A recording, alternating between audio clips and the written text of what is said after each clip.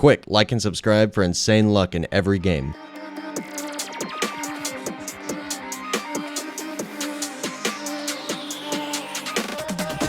Welcome back to the channel, everybody. I'm back making another video, and in today's video, I'm bringing you guys the ultimate guide to anime defenders. This game's been out for a little bit more than 2 weeks. We just got the very first update 2 days ago, and I wanted to wait a little while before I made this video. I had to play the game myself a bunch, actually do some research, look up how everything works, everything that I do not know about. So now that I actually have the ability to make this video, let's get straight into it. So the very first thing you're going to want to do when you get into the game is just play. So there's a lot of areas that you can walk around to, but you actually don't really have to walk to most of those places. Like the summon area, you can just click on the little icon. You can also just click on areas and teleport anywhere you want. Challenges, evolve area, play, raid, summon. Really convenient. But pretty much how the game works, you go and play a mission. So yeah, once you're in a mission, you vote to start, you put down units, and you defend against the enemies. Pretty self-explanatory. Most people know how tower defense games work, but now let me show you how to actually get good at the game.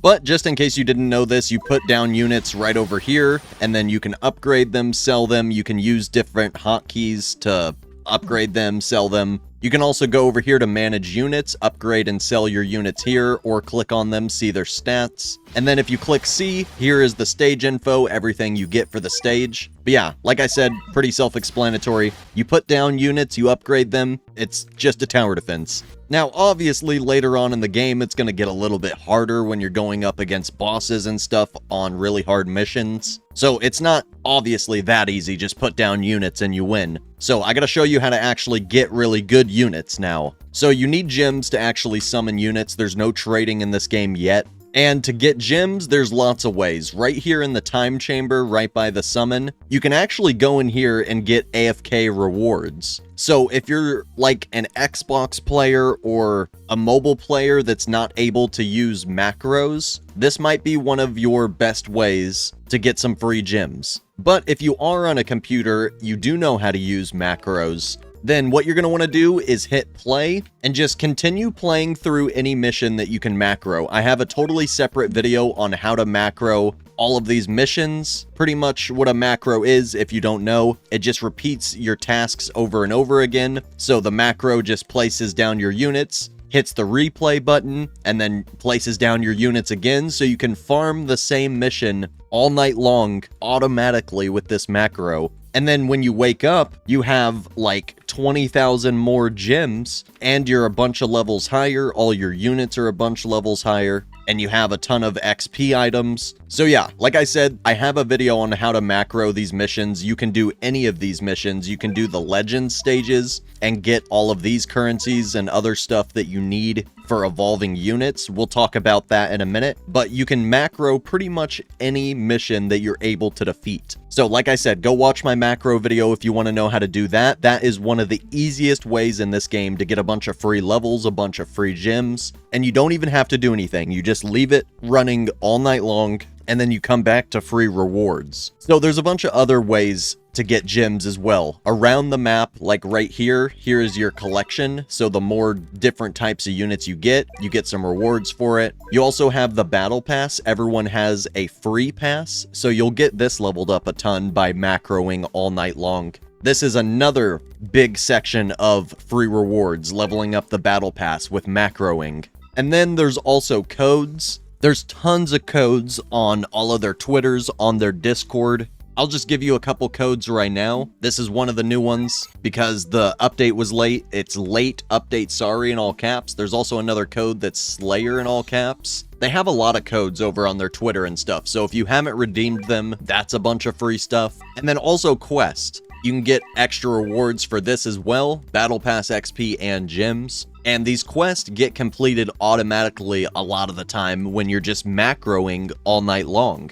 So macroing can really actually help you get good at this game. And then over here are your level rewards. As you level up, claim these rewards. Lots of good stuff. And once again, you can level up super easy. I went from level 9 to level 40 something just by macroing one night when the game came out. I haven't even macroed that much, or I'd be way over level 100. But yeah, those are all the different ways to get gems. You can get even more gems from doing raids, challenges, pretty much everything gives you gems. I'm just showing you all the different ways you can get them and progress. And yeah, I progressed my battle pass, my quests, my level milestones, all of that a ton just from macroing. But yeah, let me show you what everything else is. So now that you actually know how to get a bunch of free stuff, you need to know what's actually good in the game. So somebody actually sent me this chart. These are the statistics for all of the different stats. So as you can see, this guy has a Z tier damage and then A tier attack cooldown and A tier range. So I'm pretty sure the godly rank is actually just a Japanese letter or a Japanese word. It probably means godly in Japanese, but yeah, Z, Z plus, and then the godly one that I'm pretty sure is a Japanese letter. Those are the best tiers when you're re-rolling your stats. So to re-roll your stats, you need these stat chips to get better stats on your units. You can get these stat chips really easily from challenges. As you can see, you get tons of stat chips, and you also get these different stones and trait rerolls from challenges. So if you're not grinding your challenges, every once in a while when they reappear, you should definitely be doing that if you want to get really good units and reroll their stats. And then also there's an enemy index, kind of like how there's an index for your units and a level milestone. This is just a way to get a little bit of extra gems the more units you discover. But yeah, coming over here to the evolve area, this is where you get traits on your units. So you get these trait rerolls from challenges as well, and quests and the battle pass. So just if you don't want to replay a mission 500 times on your own, like I said, go check out my video on setting up a macro.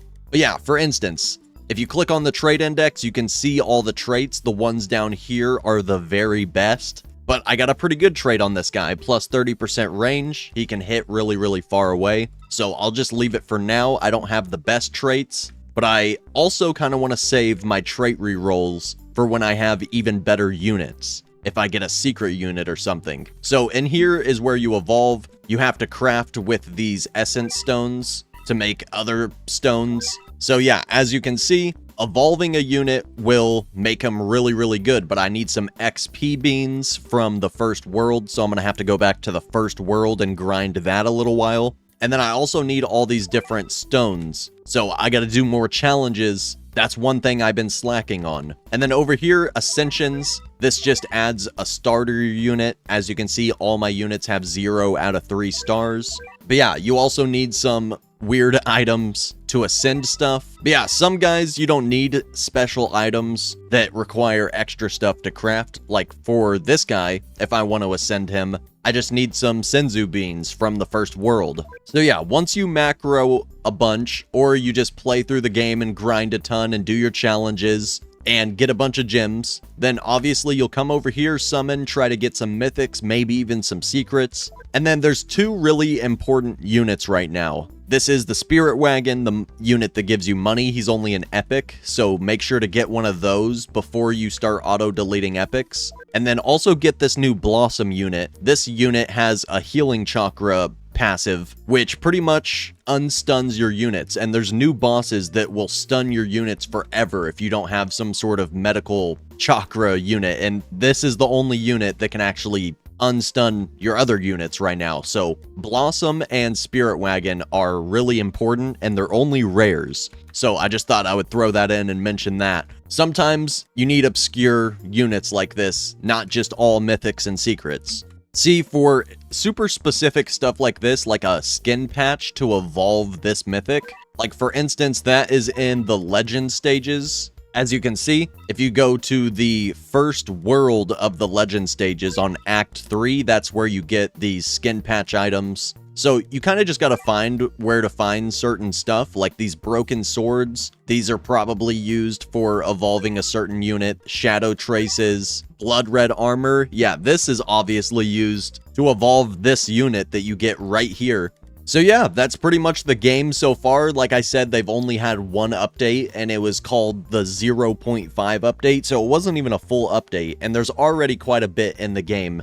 So yeah, I'll go over everything as quick as I can one more time, just to try to summarize everything real quick for anyone that was overwhelmed. So pretty much you play the game as much as you can, using a macro or not. Save up a bunch of gems, complete your battle pass, do your quests, enter codes, and that's how you'll get tons of gems, do your challenges, do your raids, and then try to summon the best units you can. Then you have to get a bunch of items from playing even more to get better stats on them, to get better traits on them, to evolve them, and also to ascend them. All of those things make your units way, way stronger. So if you're not working on that, you're just not going to get that much stronger. You're not going to have a very strong team to do hard missions. And they already added in some pretty hard missions with this first update, such as this boss event. So yeah, hopefully all of these tips in this video are able to help you guys out. I got lots more videos coming soon for this game. I just had to get the ultimate guide out soon.